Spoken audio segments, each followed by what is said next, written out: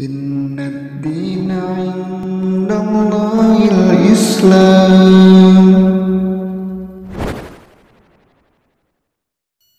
Assalamualaikum warahmatullahi wabarakatuh. Saudaraku, saya mohon yang dirahmati Allah. Di antara mukjizat yang dialami Nabi Shallallahu Alaihi Wasallam, yaitu dibelahnya dada Nabi Shallallahu Alaihi Wasallam. Para ulama menyebutkan bahwa proses pembelahan dada Nabi Shallallahu Alaihi Wasallam terjadi dua kali. Yang pertama, tatkala beliau dirawat oleh Halimatus Sa'diyah. Yang kedua, tatkala beliau akan melakukan Isra Mi'raj.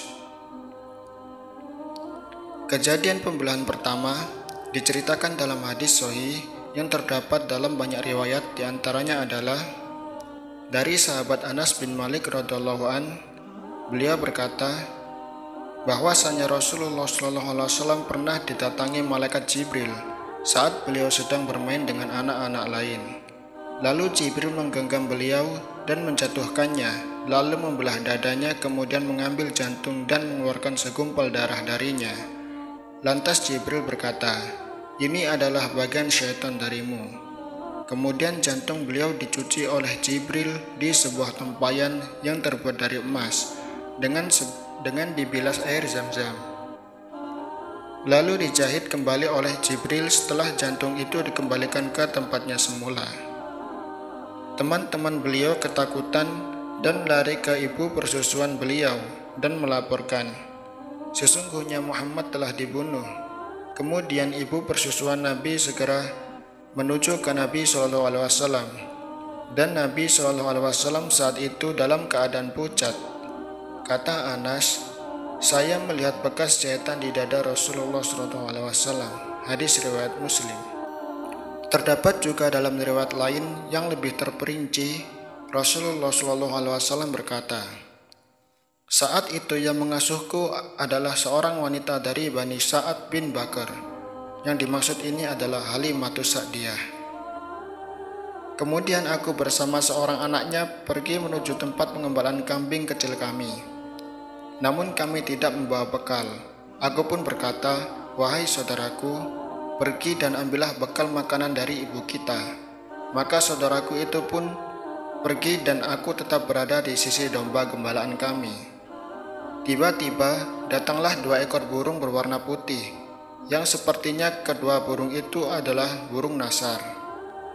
Salah satu dari burung itu berkata kepada temannya, 'Apakah dia orang yang kita cari?'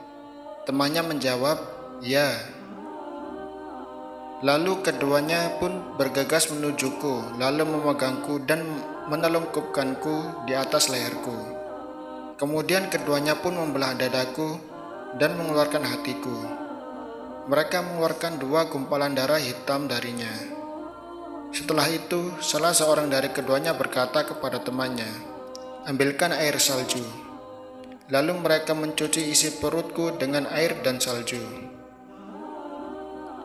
Kemudian salah satu dari mereka berkata lagi, 'Ambilkan air yang dingin.' Dan mereka pun mencuci hatiku dengan air dingin itu. Salah satunya berkata lagi, 'Ambilkanlah as-sakinah,' ketenangan dan kedamaian. Keduanya pun menebarkannya di dalam jantungku. Setelah itu, salah satu dari keduanya berkata, 'Jahitlah.'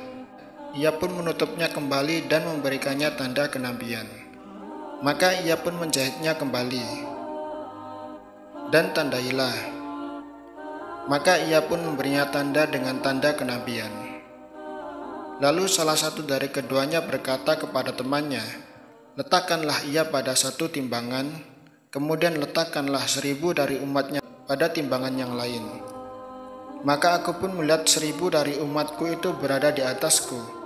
Aku khawatir bila sebagian dari mereka terjatuh menimpaku." Salah satunya berkata lagi, "Sekiranya umatnya itu ditimbang dengannya, niscaya ia akan lebih berat daripada mereka." Setelah itu mereka berdua pergi meninggalkanku. Aku pun merasa sangat ketakutan. Aku kembali pulang menemui ibuku dan mengabarkan kejadian itu padanya, hingga ia khawatir jika aku telah terganggu. Kemudian ibuku berkata, "Aku meminta kepada Allah untuk melindungimu." Kemudian ia meletakkan pelana di atas unta miliknya. Lalu ia meletakkanku di atas pelana unta tersebut, sementara ia duduk di belakangku. Hingga kami sampai pada ibu kandungku. Ibu asuhku lalu berkata kepada ibu kandungku, "Aku telah menunaikan amanahku dan tanggunganku." Kemudian ia menceritakan tentang kejadian yang menimpaku. Namun kejadian itu tidaklah mengejutkan ibuku. Ibuku berkata, "Sesungguhnya aku telah melihat cahaya yang keluar dariku yang menerangi istana-istana di negeri Syam." Hadis riwayat Al-Hakim.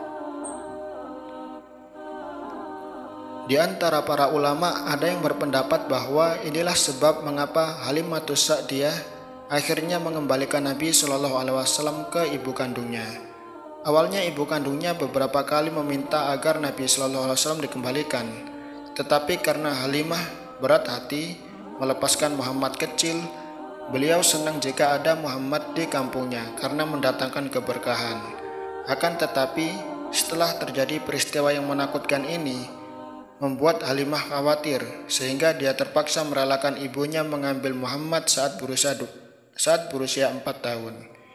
Kemudian Muhammad Shallallahu Alaihi Wasallam diasuh oleh ibunya sampai berusia 6 tahun. Pembelahan dada Nabi Muhammad Shallallahu Alaihi Wasallam adalah salah satu mukjizat Nabi Shallallahu Alaihi Wasallam. Para ulama menyebutkan bahwa hikmah dari pembelahan dada ini yaitu yang pertama, Nabi Shallallahu Alaihi Wasallam sejak kecil sudah maksum, terjaga dari perbuatan dosa. Oleh karena itu, beliau tumbuh tidak seperti anak-anak kecil yang lain. Ibnu Hajar berkata, pembelahan dada ini terjadi tatkala Nabi Shallallahu Alaihi Wasallam masih kecil, sehingga beliau tumbuh dalam kondisi yang paling sempurna dengan terjaganya beliau dari syaitan. Saat beranjak dewasa, beliau tidak pernah melakukan kemaksiatan atau kelalaian, berhura-hura seperti yang dilakukan para pemuda lain di kota Mekah. Hal ini karena hati beliau sudah disucikan oleh Allah Subhanahu wa Ta'ala. Bagian yang mungkin untuk diganggu oleh syaitan telah diambil oleh malaikat.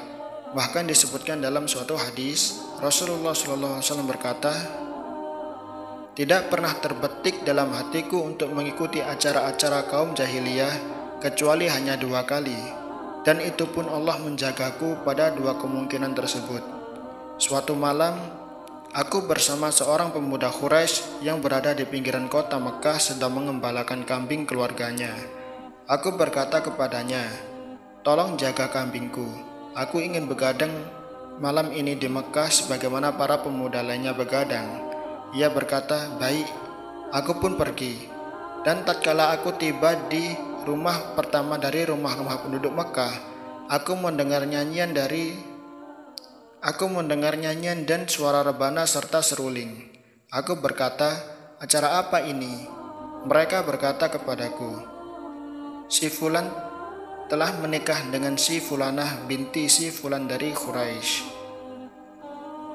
Aku pun terlena dengan nyanyian tersebut dan suara alat musik tersebut, hingga akhirnya aku tertidur. Dalam riwayat lain, maka Allah pun menutup telingaku, dan tak ada yang membangunkanku kecuali terik sinar matahari. Lalu aku kembali pada malam yang lain, kemudian aku kembali mendengar seperti yang pernah aku dengar, dan dikatakan kepadaku seperti pada malam yang lalu. Aku pun terlena dengan apa yang aku dengar, hingga akhirnya aku pun tertidur, dan tidak ada yang membangunkanku kecuali terik sinar matahari. Lalu aku kembali kepada sahabatku. Sahabatku bertanya, 'Apa yang telah kau lakukan?' Aku berkata, 'Aku tidak melakukan apapun.' Maka demi Allah, aku tidak pernah lagi berkeinginan untuk melakukan keburukan apapun yang dilakukan oleh kaum jahiliyah, hingga Allah memberi kemuliaan kenabian kepadaku. Hadis riwayat Al-Baihaqi. Saudaraku seiman yang dirahmati Allah, perlu diketahui bahwasanya beliau dibuat tertidur oleh Allah Subhanahu wa Ta'ala sehingga tidak jadi mengikuti acara-acara kemaksiatan tersebut. Ini merupakan bentuk penjagaan Allah kepada beliau bahkan sebelum menjadi nabi. Oleh karena itu, sebelum menjadi nabi, beliau dikenal oleh orang-orang Quraisy dengan julukan Al-Amin, orang yang terpercaya, yang akhlaknya paling mulia. Allahu a'lamu bissawab.